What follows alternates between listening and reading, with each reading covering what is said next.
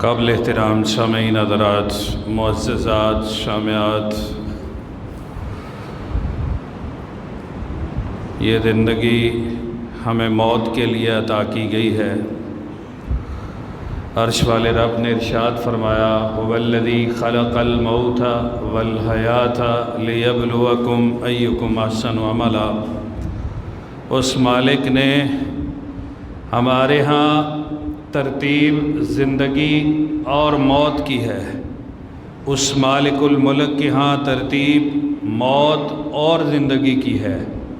گویا یہ دنیا کی زندگی حقیقی زندگی نہیں ہے، یہ عارضی ہے، یہ مستعار ہے، یہ گزر جانے والی ہے، اس نے ختم ہونا ہے۔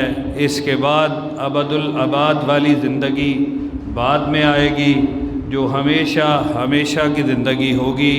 وہاں پر میرے اور آپ کے ساتھ رویہ وہ اختیار کیا جائے گا جس رویے کے لیے ہم نے اس عارضی زندگی میں اپنے آپ کو پیش کیا، اپنے آپ کے ساتھ جو ہم نے سلوک کیا۔ اگر یہاں پر ہم مشقت میں رہتے ہوئے بھی رب رحمان کو راضی کرنے میں کامیاب ہو گئے تو پھر وہاں پر ہمارے لیے آسانیاں ہی آسانیاں ہیں۔ لیکن اگر یہاں پر ہم دنیا کی ظاہری زیب و زینت کے پیچھے، اپنی عزت چودراہٹ کے پیچھے، اپنے وڈیرا پن کے لیے، اپنی دولت کو بڑھانے اور اس کو مزید بڑھانے کے چکر میں، اس دنیا کی محبت میں، اولاد کی محبت میں، مال کی محبت میں، دنیا کے اندر دیگر تمام چیزوں کو مد نظر رکھتے ہوئے اس رب کو بلا کر کام کیے تو اس دنیا کے لیے، اعمال کیے تو اس دنیا کے لیے، اور رب کو ناراض کیا تو اس دنیا کے لیے، پھر اللہ رب العالمین کے ہاں اس کا معاملہ بڑا سخت ہے، اس کا حساب بڑا سخت ہے۔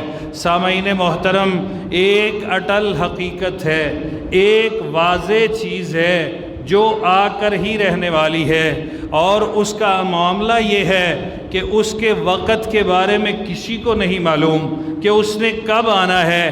آنا اس نے ضرور ہے۔ کل نفس ذائقۃ الموت، محمد رسول اللہ صلی اللہ علیہ وسلم، افإن مت فہم الخالدون۔ آپ ذرا سوچئے، ان کو یہ بات سمجھائیے کہ آپ اس فانی دنیا میں رہنے والے نہیں ہیں، آپ کو بھی موت آئے گی، آپ بھی اس دار فانی سے دار البقاء کی جانب رحلت کرنے والے ہیں، آپ بھی یہاں ہمیشہ رہنے والے نہیں ہیں۔ جب کائنات کے اندر سب سے زیادہ میرے محبوب آپ ہیں، میں نے انبیاء کی سرداری آپ کو دی ہے، میں نے عرش پر بلا کر کہ آپ صلی اللہ علیہ وسلم کو تحفوں سے نوازا ہے، تو آپ جب زندہ نہیں رہیں گے فہم الخالدون، تو پھر یہ زندہ رہیں گے؟ یہ دوسرے لوگ، یہ غیر مسلم اور غیر مسلم اس تصور میں بیٹھے ہوئے ہیں کہ ہم زندہ رہیں گے۔ نہیں نہیں نہیں، اس بات کو سمجھ لو، کل نفس ذائقۃ الموت۔ ہر جاندار نے، ہر ذی روح چیز نے، ہر انسان نے، ہر جن نے موت کا ذائقہ چکھنا ہے، اور اس موت کے بعد اگلے مراحل کون سے ہیں؟ وَإِنَّمَا تُوَفَّوْنَ أُجُورَكُمْ يَوْمَ الْقِيَامَةِ۔ تمہیں قیامت والے دن جو تم نے کیا ہوگا وہ پورا کا پورا لکھا پڑا، جبرائیل امین کے ساتھ ساتھ کرامن کاتبین، ایمان والے، امانت والے فرشتے جو ہیں، ان کی تحریریں کتابوں کی کتابچوں کی شکل میں وہاں تمہارے سامنے رکھ کر تمہیں بتلایا جائے گا کہ تم نے یہ کام کیا ہے۔ حتیٰ کہ اگر وہاں سے کوئی انکار اور فرار کی کوشش کرے گا، میرا رب اس کے لیے ایسی دلیل ثابت کرے گا کہ اس کو ماننے کے علاوہ چارہ نہیں ہوگا۔ اللہ رب العالمین اس آدمی سے کہیں گے تو نے یہ گناہ کیا ہے، وہ کہے گا یا اللہ میں نے یہ گناہ نہیں کیا، اور تو انصاف کرنے والا ہے، تجھ سے بڑھ کر انصاف کوئی نہیں کر سکتا۔ اللہ میں نے یہ گناہ نہیں کیا، اور اس بات کی کیا دلیل ہے کہ میں نے یہ گناہ کیا ہے؟ رب العالمین اس کی زبان کو بند کر دیں گے، اس کے ہاتھ، اس کے پاؤں، اس کی آنکھیں، اس کے جو دیگر اعضائے جسم ہیں، وہ بول کر کہیں گے کہ اللہ اس نے یہ گناہ کیا ہے۔ میرے محترم بھائیوں، ہم اس دن کی جانب جا رہے ہیں۔ ہمارا زندگی کا سفر جسے ہم بڑھتا ہوا دیکھ رہے ہیں، یہ کم ہوتا جا رہا ہے۔ 100 سال پہلے کے لوگ آج چند گنتی کے ہمارے معاشرے میں موجود ہیں۔ اگلے 100 سال کے بعد اس دنیا میں شاید ہم میں سے کوئی بھی نہ ہو۔ ہمارے تصورات ہیں موت بڑھاپے میں آئے گی۔ معاشرے میں ریشو دیکھ لو، کتنے بوڑھے لوگ ہیں، 10% بھی نہیں بنتے جو بڑھاپے میں ہمارے ہاں درمیان موجود ہیں۔ زیادہ آپ کے سامنے تعداد جوانی کی ہے، بچوں کی ہے، پھر اس کے بعد لڑکپن کی بعد پھر درمیانی عمر جو ہے، بڑھاپے سے پہلے کی عمر ہے، وہ اس عمر کے لوگ زیادہ ہیں۔ اس تصور کو ذہن سے نکال دو کہ موت بڑھاپے کے ساتھ شاید خاص ہے۔ ابھی میرے پاس بڑا وقت پڑا ہوا ہے، ابھی میرے پاس ٹائم پڑا ہوا ہے، یہ بالکل غلط فہمی ہے، یہ خام خیالی ہے۔ بیماری موت سے آتی ہے، یہ تصور بھی بالکل غلط ہے۔ آج تو ایسی ایسی بیماریاں آ گئی ہیں، انسان اس بات کو یقین کرنے کے لیے تیار ہو چکا ہے کہ بیماری موت کا بیماری کے ساتھ کوئی تعلق نہیں ہے، موت کا وقت مقرر ہے۔ اللہ اکبر۔ وما تدری نفس ماذا تکسب غدا، کسی کو نہیں پتا کل وہ کیا کرنے والا ہے۔ وما تدری نفس بأی ارض تموت، کسی کو یہ نہیں معلوم کہ وہ کہاں پر موت اس کو آئے گی۔ وہ گھر بستر پر ہوگا، وہ روڈ پر ہوگا، وہ پردیس میں ہوگا، وہ دیس میں ہوگا، وہ 7 سمندر پار ہوگا، یا کہاں پر ہوگا، کوئی نہیں جانتا۔ اس لمحے کا کسی کو علم نہیں۔ جب آ کر روح قبض کرنے والا فرشتہ روح قبض کرے گا اور وہ وقت مقرر ہے، موسیٰ علیہ السلام کے پاس رب العالمین نے اسرائیل کو بھیجا، آئے، اجازت طلب کی، کہا اللہ کے حکم سے روح قبض کرنے آیا ہوں۔ موسیٰ علیہ السلام جلالی پیغمبر مکہ مارا، اس فرشتے کی آنکھ پھوڑ دی جو انسانی شکل میں آیا تھا۔ صحیح مسلم کے لفظ ہیں، وہ فرشتہ واپس رب العالمین کے پاس پہنچا، اللہ کیسے بندے کے پاس تو نے مجھے بھیجا، وہ تو مرنا ہی نہیں چاہتا۔ اچھا جاؤ، تمہاری آنکھ کو ہم درست کر دیتے ہیں، دوبارہ میرے بندے کے پاس جاؤ، اس کو بولو بیل کی پشت پر ہاتھ رکھ لے، جتنے بال اس کے ہاتھ کے نیچے آئیں گے، ہر بال کے بدلے ہم 1 سال اس کو زندگی عطا کر دیتے ہیں۔ اسرائیل آئے، آ کر کہا اللہ رب العالمین نے مجھے یہ پیغام دے کر بھیجا ہے، بیل کی پشت پر آپ اپنا ہاتھ رکھ لیں، ہاتھ کے نیچے جتنے بال آئیں گے اتنے سال زندگی کے بڑھ جائیں گے۔ کہا اس کے بعد کیا ہوگا؟ کہا پھر موت، میں آؤں گا تمہاری روح قبض کر لوں گا۔ کہنے لگے جب پھر موت ہے تو پھر ابھی چلتے ہیں۔ ہم میں سے کون ہے، ہم میں سے کون ہے آج جبرائیل امین اس کے پاس آئے اور اسے خوشی محسوس ہو کہ ٹھیک ہے چلتے ہیں؟ یہ کب ہوگا؟ جب میری دنیا اللہ کی مرضی کے مطابق ہوگی، جب میں نے دنیا کو قید خانہ سمجھ رکھا ہوگا، جب میں اس دنیا میں مسافر کی زندگی گزار رہا ہوں گا، جب میں اس دنیا کو آزمائش کا گھر سمجھ رہا ہوں گا، میں موت سے محبت کرنے والا ہوں گا، مجھے آخرت کی فکر ہوگی، میرے شب و روز آخرت کی فکر میں گزر رہے ہوں گے، تب میں یہ سوچوں گا کہ یہاں آزمائش کو ختم کریں، اللہ کی راحت والی اگلی زندگی کی جانب روانہ ہوتے ہیں۔ یہاں تو لمحہ لمحہ اس بات کا خدشہ لگا ہوا ہے، یہ گناہ نہ ہو جائے، وہ گناہ نہ ہو جائے، یہ نافرمانی نہ ہو جائے، وہ اللہ کی بندگی سے دوری نہ ہو جائے، میں توبہ پتہ نہیں کر سکوں یا نہ کر سکوں۔ کیا انداز تھا صحابہ کرام رضوان اللہ علیہم اجمعین کا، محمد الرسول اللہ صلی اللہ علیہ وسلم کا، پیارے پیغمبر حضرت محمد الرسول اللہ صلی اللہ علیہ وسلم کچھ صحابہ کے ساتھ اللہ رب العالمین سے دعا کرتے ہیں۔ دعا کرنے کے بعد نبی کریم صلی اللہ علیہ وسلم اپنی والدہ محترمہ کی قبر پر تشریف لے جاتے ہیں۔ قبر پر جا کر محمد رسول اللہ صلی اللہ علیہ وسلم رونا شروع کر دیتے ہیں۔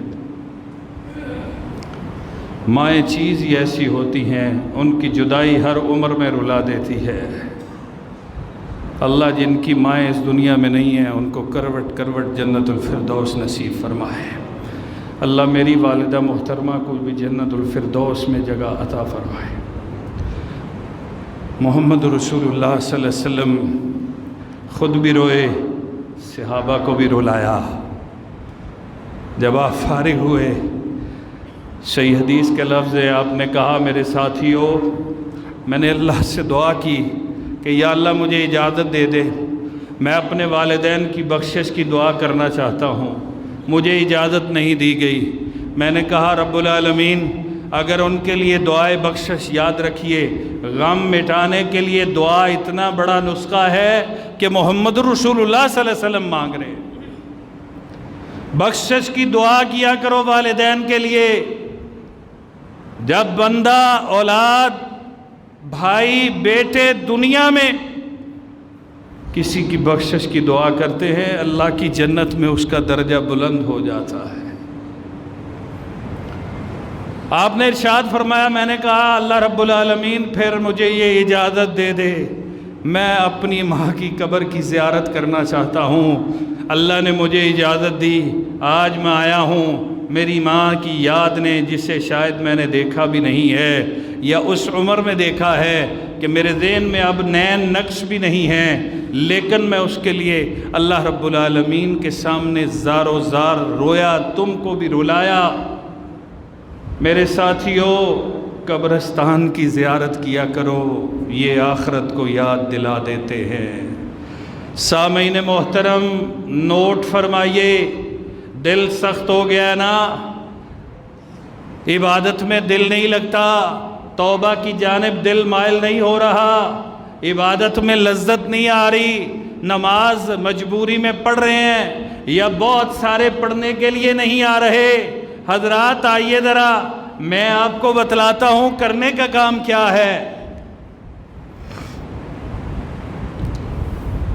فوت ہو جانے والا اگر پتہ چلے نا کہ فلاں شخص کی آخری گھڑیاں جل رہی ہیں، ابھی اس دنیا کو چھوڑنے والا ہے، تو اس کے پاس جا کے بیٹھ جایا کرو، اس کو دیکھو۔ اللہ اکبر۔ پھر رب کے قرآن کی آیات کو ساتھ موازنہ کرو۔ کلا اذا بلغت التراقی، ہرگز نہیں، جب روح ہنسلی کے اندر آ جائے گی۔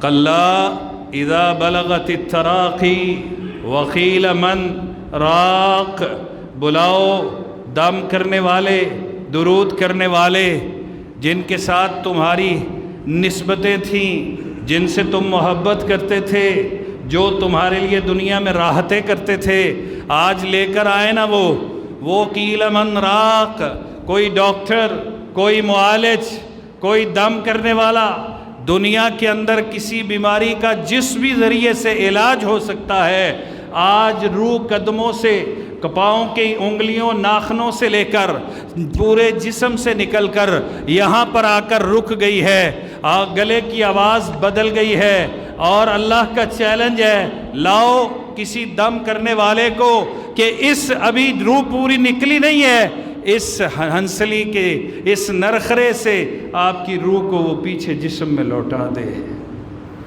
وَظَنَّ أَنَّهُ الْفِرَاقُ، پورا یقین ہو گیا کہ اب وقت جدائی ہے، اب میں اس دنیا سے جا رہا ہوں۔ روح نکلنے کی تکلیف نے، وَالْتَفَّتِ السَّاقُ بِالسَّاقِ، پنڈلی کے ساتھ پنڈلی، جیسے بندہ تکلیف میں پاؤں کے ساتھ پاؤں کو رگڑتا ہے، یہ وہ کیفیت اللہ نے بیان کی ہے۔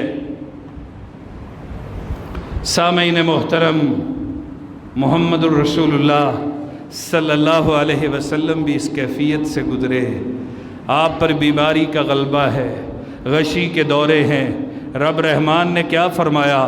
افإن مت، محمد رسول اللہ صلی اللہ علیہ وسلم ان کو بتلاؤ نا، اگر آپ اس دار فانی میں نہیں رہ رہے تو میں پھر اور دنیا میں کس کو زندگی ہمیشہ کے لیے دوں گا؟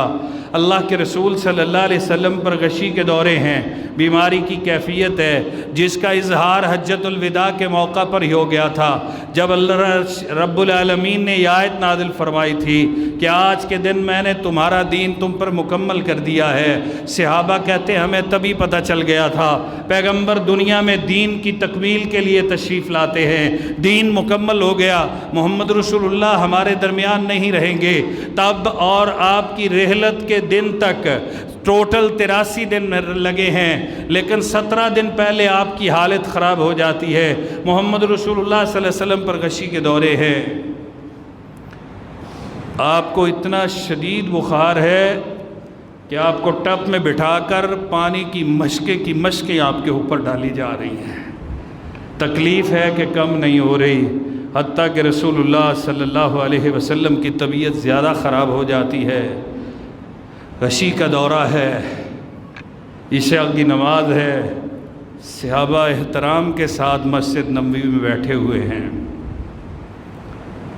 اللہ کے رسول صلی اللہ علیہ وسلم کو ہوش آتا ہے، پوچھتے عائشہ لوگوں نے نماز پڑھ لی ہے؟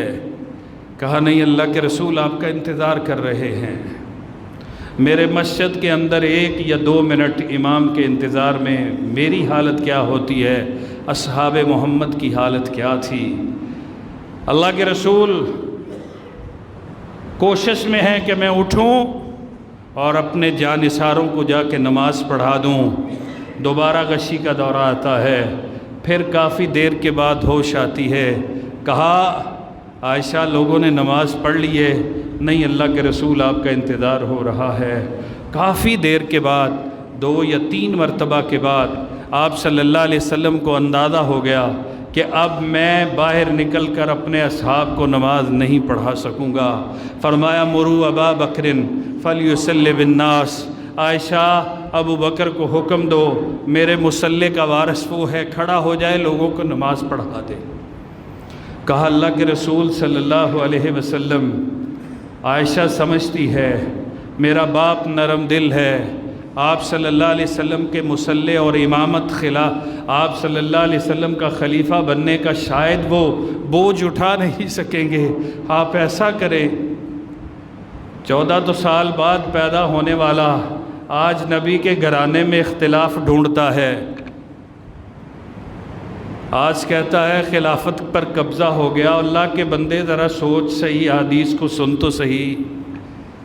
کہا اللہ کے رسول میرے باپ کو رہنے دے، عمر بڑا طاقتور ہے، جری بہادر ہے، آپ عمر کو حکم دیں، میرا باپ جب آپ کو دیکھے گا کہ آپ وہاں پر تشریف فرما نہیں ہیں، میرے باپ سے نماز نہیں پڑھائی جائے گی، میرے باپ سے خلافت نہیں سنبھالی جائے گی، آپ کا مصلی، امامت، اقتدار، خلافت، حکومت سارا کچھ سے۔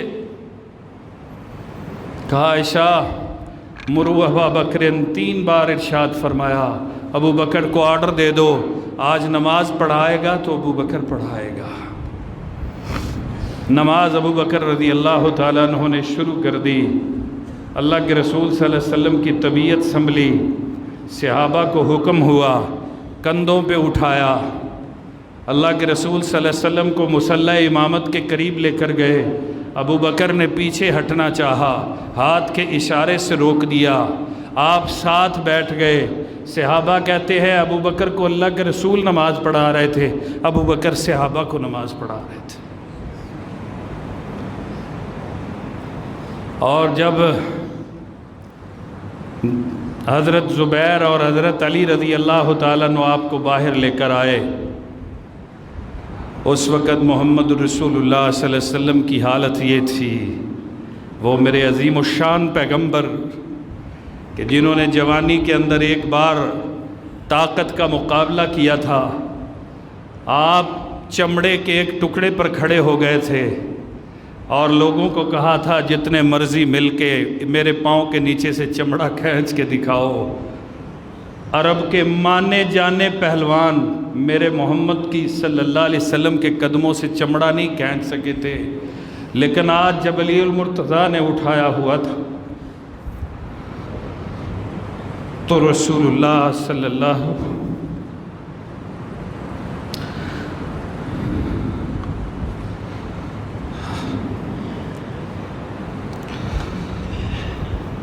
حضرت علی رضی اللہ تعالیٰ عنہ دوسرے صحابی کے ساتھ جب آپ کو اٹھایا ہوا تھا تو آپ کے پاؤں مبارک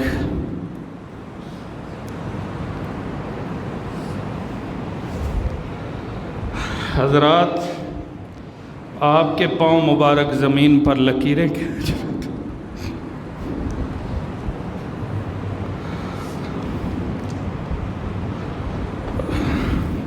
اس کے کچھ دن ہی بعد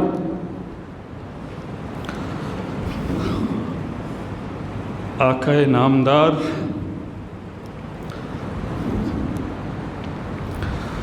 حضرت محمد رسول اللہ صلی اللہ علیہ وسلم اس دنیا سے چلے گئے۔ سامعین محترم، مجھے محبت ہے اپنے محبوب سے، میں دعوے دار ہوں آپ صلی اللہ علیہ وسلم کی محبت کا،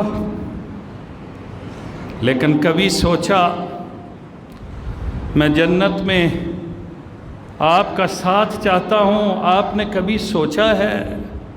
مجھے بتائیے، دنیا میں زبان سے محبت کے دعوے اپنی جگہ پر بجا ہیں، کیا وہ عمل میں نے کیا یا ہم کرتے ہیں کہ جس سے محمد رسول اللہ صلی اللہ علیہ وسلم کا جنت میں ہمیں ساتھ نصیب ہو جائے؟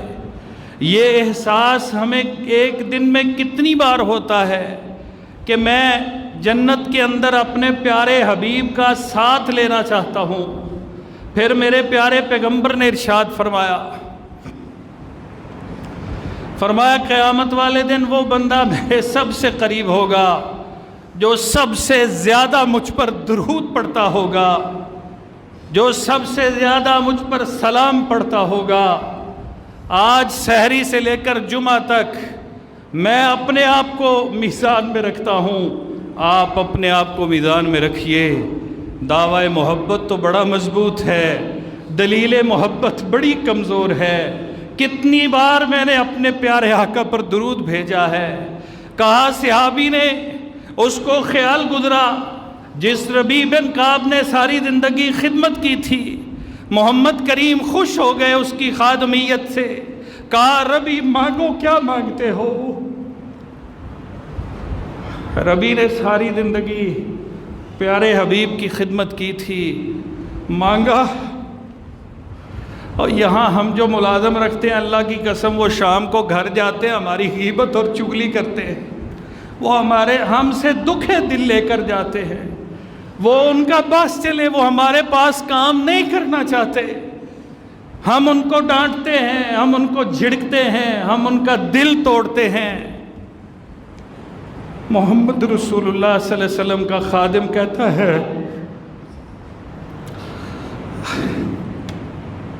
اللہ کے رسول جنت میں آپ کا ساتھ چاہتا ہوں،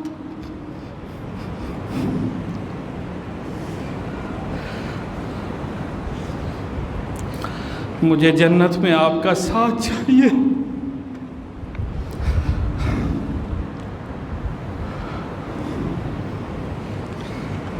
اللہ اکبر۔ کہا میرے پیارے کثرت سے سجدے کیا کر، نفلی نمازیں پڑھا کر، محبت کے دعوے داروں، دلیل محبت درود ہے، دلیل محبت لمبے لمبے سجدے ہیں۔ کتنے کرتا ہوں؟ دلیل محبت ساری زندگی سنت مصطفیٰ کے ساتھ چمٹے رہنا ہے۔ کہاں کہاں میں اللہ کے رسول کی سنت پر عمل کرتا ہوں، کہاں کہاں اللہ کے رسول کی سنت کی مخالفت کرتا ہوں۔ میرے تو شب و روز ہی سنت کی مخالفت میں بھرے پڑے ہیں، اور حضرت اس پیغمبر کے لیے جس نے ساری زندگی امت کے لیے دکھ سہے، جس پر وحی نازل ہوتی تھی تو اس کو تو وحی کی بھی تکلیف پہنچتی تھی، شدید سردی میں اس کے پسینے چھوٹ جاتے تھے، طاقتور اونٹنیاں وحی کا بوجھ برداشت نہیں کر پاتی تھی، اس نے 30 پاروں کی وحیاں ہمارے لیے برداشت کی۔ سارے انبیاء 1,44,000، ایک کم 1,44,000 انبیاء قیامت کے روز ایک ہی بات کر رہے ہوں گے، رب نفسی رب نفسی، اللہ آج مجھے محفوظ کر لے، میری جان بچا لے، یا اللہ مجھے اپنی حفاظت میں لے لے۔ ایک ہستی جنہیں میں اور آپ اپنے پیارے آقا حضرت محمد رسول اللہ کہتے ہیں، صرف وہ ہستی کہہ رہی ہوگی یا رب امتی، اللہ میری امت کو بچا، اللہ میری امت کو بچا لے۔ میں نے اور آپ نے اس پیغمبر کا کیا حق ادا کیا ہے؟ اور محبت کے کھوکھلے دعوے رکھنے والوں، محبت کی جھوٹی باتیں کرنے والوں، منافقانہ چہرے اور زبانیں رکھنے والوں، کہاں ہے تمہاری محبت؟ کیا تکلیف اٹھائی ہے تم نے اتباع سنت میں؟ کون سا زخم لگا ہے ہمیں محبت رسول میں؟ کون سی زچ پہنچی ہے مجھے پیارے پیغمبر کی سنت کو ماننے میں؟ کس نے میرا دل توڑا ہو صرف محبت رسول کے لیے؟ آج ہم نہ جانیں اپنے آپ میں کتنے بڑے مسلمان بنے پھرتے ہیں۔ چند ہماری یہ مختصر سی عبادتیں ہمیں تفاخر میں لے گئی ہیں، ہم فخر اور غرور میں آ گئے ہیں۔ میں نے رمضان کے روزے رکھ لیے، میں توحید و سنت کا ماننے والا ہوں۔ او اللہ کے بندے، ذرا اس کی سیرت کا مطالعہ تو کر، تجھے تو یہ خیال بھی کم آتا ہے کہ میں نے جنت میں اپنے پیارے حبیب کے ساتھ جانا ہے۔ سامعین محترم، اپنے آپ کو آئیے، یہ رمضان المبارک کا جمعۃ الوداع ہے، نہ جانے اگلا رمضان میری اور آپ کی زندگی کا حصہ ہے کہ نہیں ہے۔ آج بیٹھ کے فہرست بنا لو، زبان کے ڈنگے ہوئے لوگ میری سے کون ہیں؟ میرے ہاتھ سے ڈسے ہوئے لوگ کون ہیں؟ میرے دل سے کن لوگوں کو تکلیف پہنچی ہے؟ میں نے کہاں کہاں رشتہ داریوں کو توڑا ہے؟ میں نے کہاں کہاں لوگوں کی دل آزاری کی ہے؟ میں نے کون سی سنت کی مخالفت کی ہے؟ میں نے کہاں کہاں اللہ کا خوف نہیں رکھا، نافرمانی کی ہے؟ میں کہاں کہاں اللہ کی حدوں کو توڑ کر زنا اور شراب کا عادی بنا ہوں؟ میں نے کہاں اپنے کاروبار اور مصروفیت میں اللہ رب العالمین کی نافرمانی کرتے ہوئے نمازوں کو چھوڑ دیا ہے؟ جس پیغمبر نے اس کو آخری لمحات میں جب بھی ہوش آتی تھی پوچھتے تھے میرے صحابہ نے نماز پڑھی ہے کہ نہیں پڑھی، اور پھر جو آخری جملے جبرائیل امین حجرہ عائشہ میں داخل ہو گئے، محمد رسول اللہ کا سر سیدہ عائشہ رضی اللہ تعالیٰ عنہ کے سینے اور ٹھوڑی کے سنٹر میں ہے، اور اللہ کے رسول صلی اللہ علیہ وسلم ادھر جبرائیل امین حجرہ عائشہ میں داخل ہو رہے ہیں، اور ادھر آپ ارشاد فرماتے ہیں الصلاۃ الصلاۃ الصلاۃ، میری امت نماز کا خیال کرنا، نماز کا خیال کرنا، نماز کا خیال کرنا، اور اپنے غلاموں کا خیال کرنا، اپنے ماتحتوں کا خیال کرنا، ان کے دلوں کو نہ توڑنا، ان کی دل آزاری نہ کرنا۔ اس کے بعد جبرائیل امین تشریف لائے، اجازت طلب کی، اللہ کا حکم ہے، اے حکم اگر آپ اجازت دیں تو روح قبض کرنی ہے۔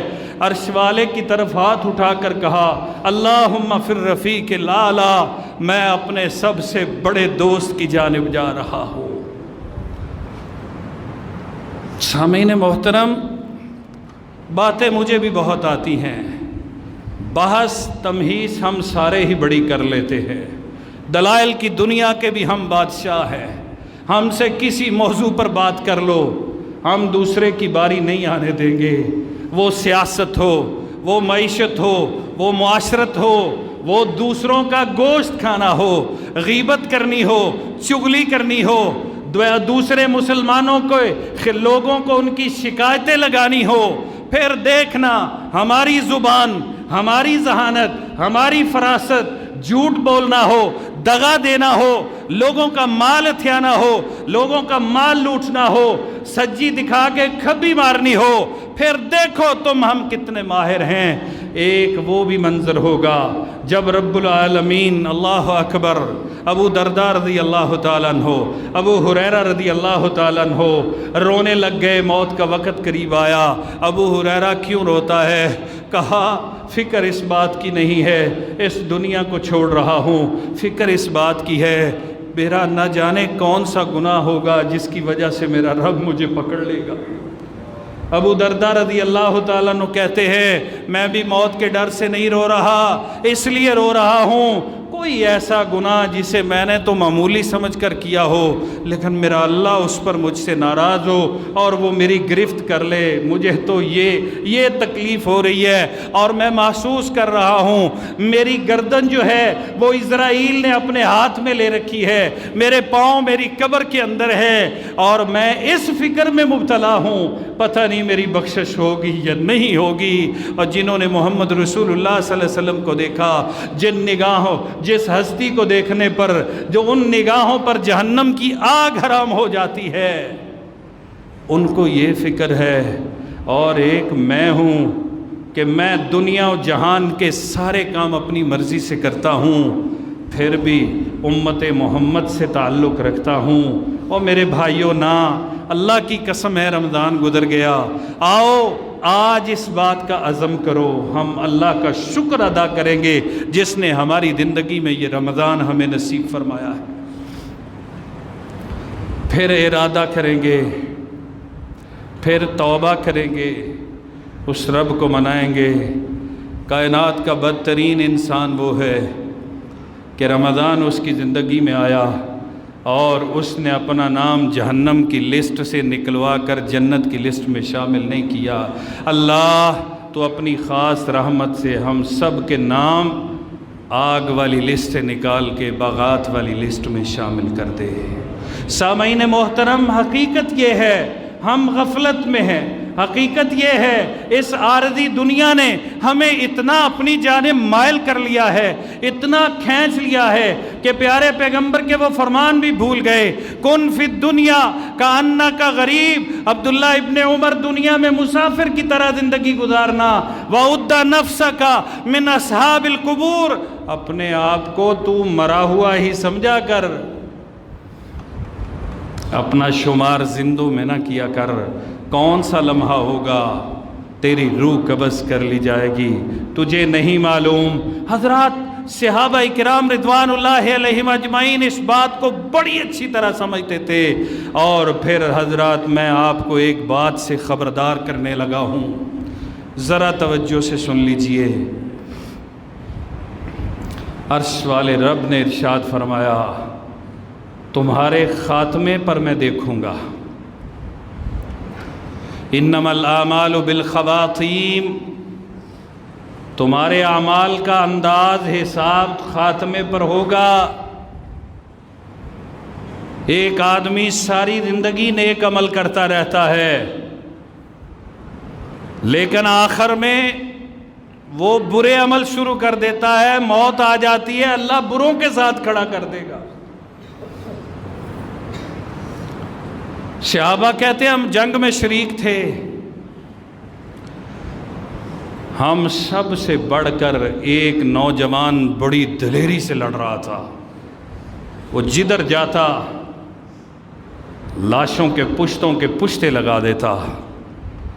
کہتے ہم اللہ کے رسول صلی اللہ علیہ وسلم جب میدان کا منظر سیدھا کر کے واپس پلٹے، ہم ساتھ تھے، ہم نے کہا آج یہ بندہ تو ہم سب پر بادی لے گیا، اتنی دلیری سے لڑ رہا ہے۔ محمد رسول اللہ صلی اللہ علیہ وسلم ارشاد فرماتے اما انہو من اہل النار، میرے صحابہ ذرا تبصرہ بند کرو اپنا، یہ جہنمی ہے۔ اللہ اکبر، مسلمانوں کے لشکر میں تلوار ہاتھ میں جان کی بازی لگا رہا ہے۔ صحابی کہتا ہے مجھے یہ بات بڑی عجیب لگی، میرے عقل یا سمجھ میں یہ بات نہیں آئی کہ بات کیا کر دی اللہ کے رسول صلی اللہ علیہ وسلم نے۔ کہتے ہیں اب وہ آگے آگے تھا، میں اس کے پیچھے تھا، وہ تیز آگے بڑھتا میں بھی تیز آگے ہو جاتا، وہ آہستہ چلتا میں بھی آہستہ ہو جاتا، وہ کھڑا ہو کے لڑتا میں بھی کھڑا ہو جاتا، میں میدان میں لڑ بھی رہا تھا اور اس کا پیچھا بھی کر رہا تھا۔ وہ بڑی دلیری سے لڑ رہا ہے، اس صحابی کے ذہن میں کیا کیا خیالات آ رہے ہوں گے کہ اللہ کے رسول نے کیا بات ارشاد فرما دی ہے۔ کہتا ہے حتیٰ کہ اسے شدید زخم آئے، لڑتے لڑتے شدید زخم آئے، وہ زخموں کی تکلیف برداشت نہ کر پایا، اس نے تلوار کا دستہ نیچے رکھا، سینہ اس کی نوک پر رکھا، اپنا پورا وزن ڈال کر اپنے دل کو چیر دیا، خودکشی کر کے مر گیا۔ کہتے ہیں میں نے جب یہ منظر دیکھا نا تو میں دوڑ پڑا وہاں سے، اللہ کے رسول کی خدمت میں حاضر ہوا، کہا میں نے آتے ہی اشہد انک رسول اللہ، میں گواہی دیتا ہوں آپ اللہ کے رسول ہیں۔ کیا ہوا میرے ساتھی، کیا منظر دیکھ لیا ہے؟ کہا اللہ کے رسول آپ نے جب وہ بات کی یہ جہنمی ہے، میرا دل ذہن تسلیم نہیں کرتا تھا، میں نے اپنی نگاہوں کو پیچھے لگا دیا، اس تلاش میں تھا سبب کیا ہے۔ اللہ کے رسول اس صحابی جو دلیری سے لڑ رہا تھا، ایسے ایسے اس نے خودکشی کی، میں مان گیا کہ آپ اللہ کے سچے رسول ہیں۔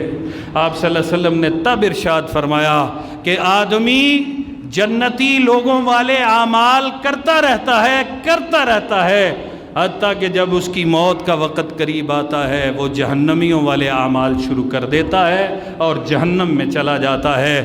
اللہ کے رسول صلی اللہ علیہ وسلم ارشاد فرماتے ہیں، کثرت کے ساتھ یہ دعا پڑھتے تھے، یا مقلب القلوب ثبت قلبی علی دینک، اور دلوں کے پھیر دینے والے میرے اللہ، میرے دل کو اپنے دین پر قائم رکھنا۔ حضرت عائشہ کہتی ہیں آپ تو اللہ کے رسول ہیں، آپ یہ کیا اکثر دعا کرتے رہتے ہیں؟ فرمایا عائشہ، بندے کا دل رحمان کی 2 انگلیوں میں ہے، وہ جس جانب مرضی موڑ دے، میں تو ترلا کرتا ہوں اس رب رحمان کا کہ میرا دل اپنے دین پر ہی موڑے رکھے، اس کو پلٹا نہ دے۔ حضرات اللہ سے خاتمہ بالخیر کثرت سے مانگنا، یا مقلب القلوب ثبت قلبی علی دینک، اللہ دلوں کے پھیرنے والے اللہ میرے دل کو اپنے دین پر ثابت قدمی دے دے۔ میرے بھائی وہ مرحلہ وہ لمحہ نہ جانے کب کس جگہ کون سے منٹ سیکنڈ کے اندر میرے اور آپ کے پاس آ جائے گا، لیکن وَأَنفِقُوا فِي سَبِيلِ اللَّهِ، عرش والے رب نے کہا اللہ کے راستے میں خرچ کر لو، من قبل ان یاتی احدکم الموت، یہاں تک کہ تمہارے پاس موت آ جائے۔ یہ نیکی میں کل کروں گا، یہ پرسوں کروں گا، نہیں، اللہ فرماتے اللہ کے راستے میں خرچ کر لو اس سے پہلے کہ تمہارے پاس موت آئے۔ فَيَقُولَ رَبِّ لَوْلَا أَخَّرْتَنِي إِلَىٰ أَجَلٍ قَرِيبٍ، اور بندہ کہے گا یا اللہ تھوڑی سی مہلت اور دے دے، میں نیکی کرنا چاہتا ہوں، میں یہ مال تیرے راستے میں خرچ کرنا چاہتا ہوں۔ اصل میں جب اگلی منزل نظر آ جاتی ہے نا، پھر دنیا بے حیثیت نظر آتی ہے، پھر انسان کی نظروں سے اس دنیا کی وقت ختم ہو جاتی ہے۔ جب آخری سانسیں شروع ہوتی ہیں پتہ وہیں پہ چل جاتا ہے، اندازے ہو جاتے ہیں کہ اب آگے کیا ہونے والا ہے۔ اسی لیے تو بندہ کہتا ہے فَيَقُولَ رَبِّ لَوْلَا أَخَّرْتَنِي، یا اللہ تھوڑا سا ٹائم دے دے، فَأَصَّدَّقَ، میں تیرے اوپر یقین کی بات کرنا چاہتا ہوں، میں تجھ پر ایمان لانا چاہتا ہوں، وَأَكُن مِّنَ الصَّالِحِينَ، یا اللہ نیکی کرنا چاہتا ہوں، مال خرچ کرنا چاہتا ہوں، روزہ رکھنا چاہتا ہوں، یا اللہ نماز پڑھنا چاہتا ہوں۔ میرا رب کہے گا وَلَن يُؤَخِّرَ اللَّهُ نَفْسًا إِذَا جَاءَ أَجَلُهَا، وہ اجل، وہ لمحہ، وہ سیکنڈ، وہ منٹ، وہ سکریو سیکنڈ کا کروڑواں حصہ بھی لیٹ نہیں ہوگا۔ این اس لمحے پر جو اللہ نے مقرر کیا ہے روح قبض کر لی جائے گی۔ میرے بھائیوں، اس سے پہلے مال خرچ کرنا ہے تو اس سے پہلے نیک اعمال کرنے ہیں تو اس سے پہلے کر لیجئے، ایسا نہ ہو کہ دیر ہو جائے۔ اللہ مجھے اور آپ کو فکر آخرت اپنے سینوں میں بٹھانے کی توفیق عطا فرمائے۔ السلام علیکم ورحمۃ اللہ۔